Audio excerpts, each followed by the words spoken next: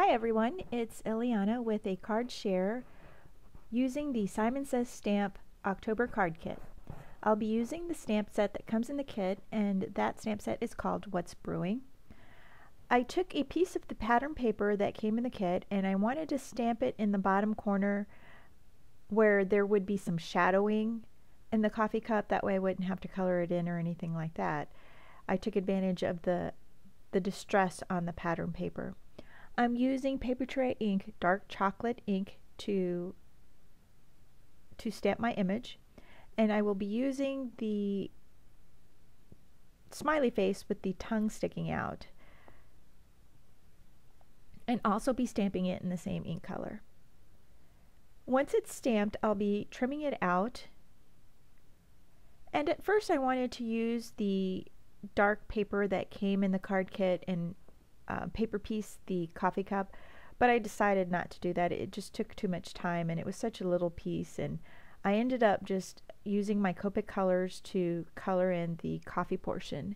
And I'm using E57, which is sepia, and I'm just coloring that in. For the tongue, I will be using RV19 Red Violet.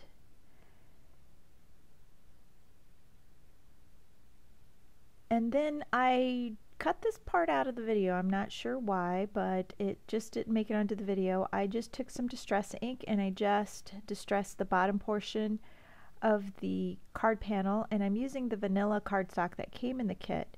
And I just took the old paper distress ink and I just sponged the bottom portion of the card to just kind of anchor my pieces. And I took the card and folded it in half, and I traced it onto the graph paper. That way I could use the lines on the graph paper or the grid paper to line up my images, and that way I know what space I have to work with. Here I'm using the lines on the grid paper to line up the sentiment that I'll be stamping in dark chocolate. So you're going to see me use a ruler to mark where my sentiment is and where the stamp sits on MISTI, but I end up not using my ruler plan after all. I end up going with an idea that a Facebook friend had given me. Her name is Karen Briguglio, and she had suggested to use a piece of transparency and have it adhered to the edge of MISTI for easy alignment. So I'm going to go ahead and try that method, and it works out pretty good. It was a really good idea that she gave me, and I'm really glad that she shared it with everyone. So now I'm just going to go ahead and stamp my image again in the dark chocolate.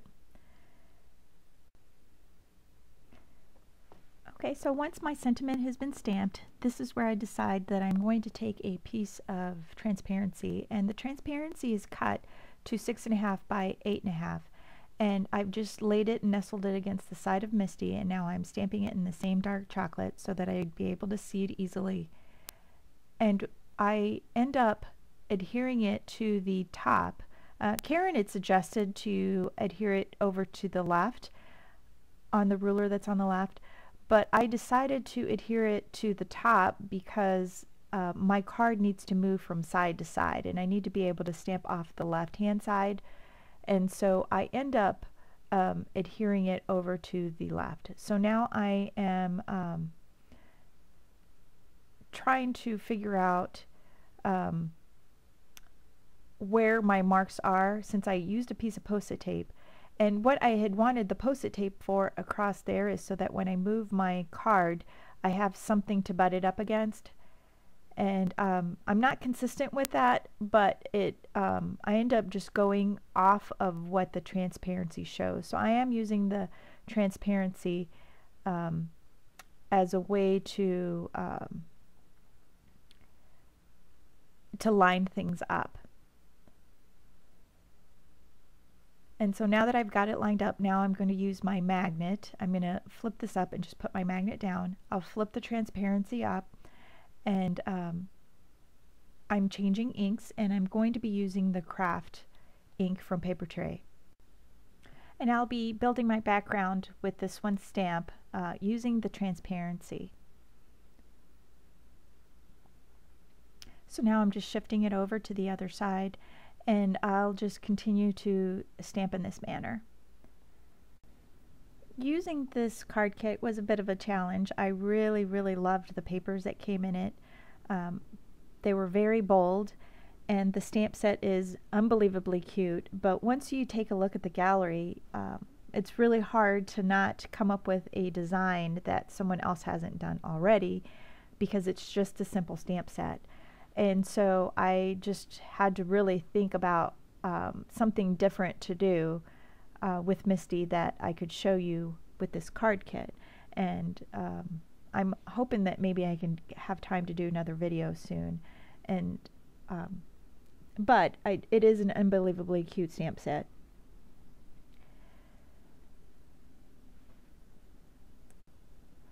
So I'm staggering the second line, and I am trying to move that little piece of Post-it tape so that I could use that as a guide, so that when I move my paper side to side, I can I make sure that it's in a straight line. And I end up not really depending too much on it. I go more by sight of where my clear transparency image sits.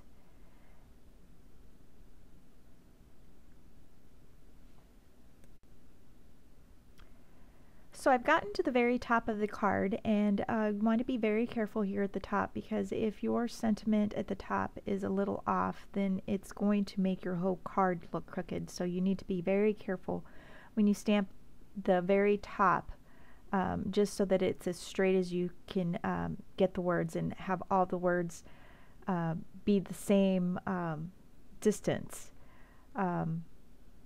You want them to hang off the same amount, is what I'm trying to say.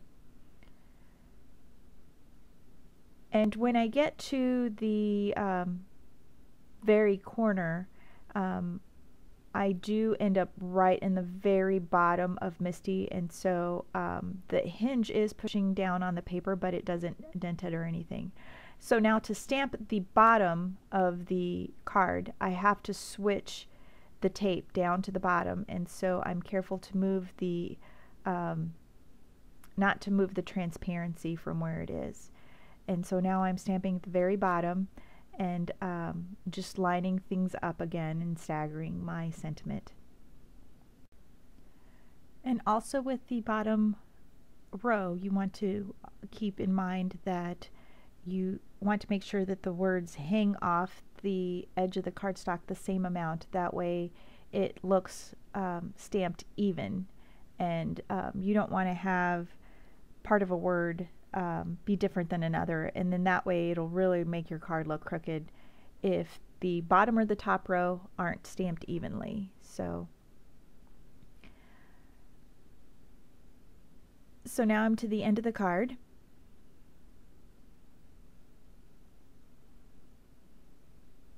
And the magnets really do come in handy for this kind of stamping. You could just washi tape it down if you don't have a magnet. And see, right here I'm not able to scoot my card over because of the hinge that's in the way and where the sentiment is stamped. And so I'm actually taking a block, and I'm taking a big chance here, and I'm stamping it, and I actually stamp it crooked, but luckily it's covered. And so this part was totally unnecessary, because I end up covering it up with a pattern paper. But it just made me feel better knowing that I wouldn't have any gaps there once the paper was put down.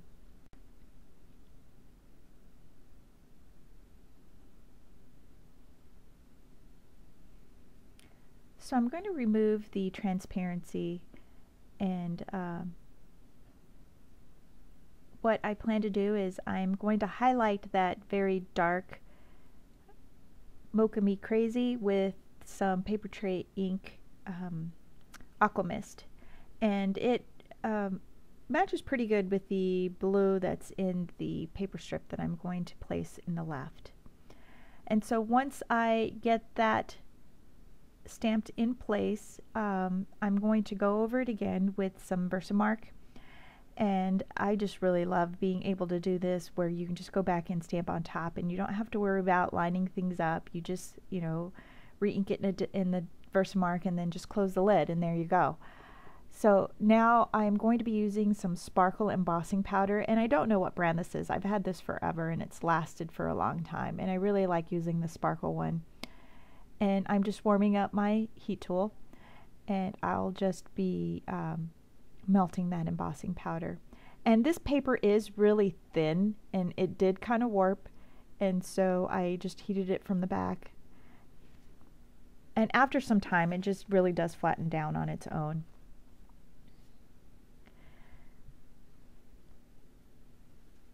And that's all the stamping I'll be doing.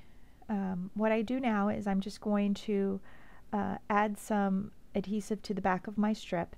And I'm kind of a little bit of a perfectionist when I want to add a small strip. I want it to be even, and so I use this ruler, and I use the edge of the ruler to butt up the pattern paper. And then I adhere both pieces together at the same time. And I'm just using the edge of the cardstock, the edge of the card, to line things up. And I'm just trimming off the pieces that overhang.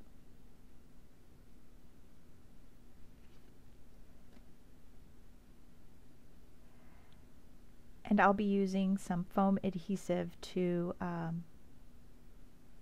add some dimension to the card.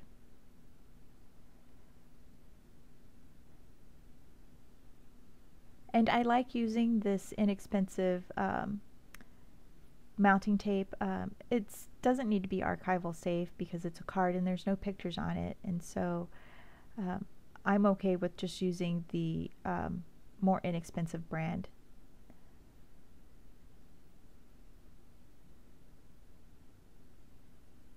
And I really want to make sure that the handle has plenty of adhesive. I'm always scared that it's going to get caught when I put it in the envelope, and so I always take the time to tape down or adhere down those small little pieces. The one thing that you did miss that I didn't show in the video is that I did take a chocolate chip marker from Stampin' Up! And I did color the edges of the coffee cup. Now I've taken my clear Wink of Stella and I'm just coloring in the tongue and the coffee. And I'm taking the 1/2 inch corner rounder from We Are Memory Keepers. And that is my card. And here I'll give you a little close-up. And you can see where my sentiment on the back is just perfectly lined up. Thanks so much for watching, and please give this video a thumbs up and subscribe to my channel, and head on over to the blog and subscribe there as well. Have a good day. God bless.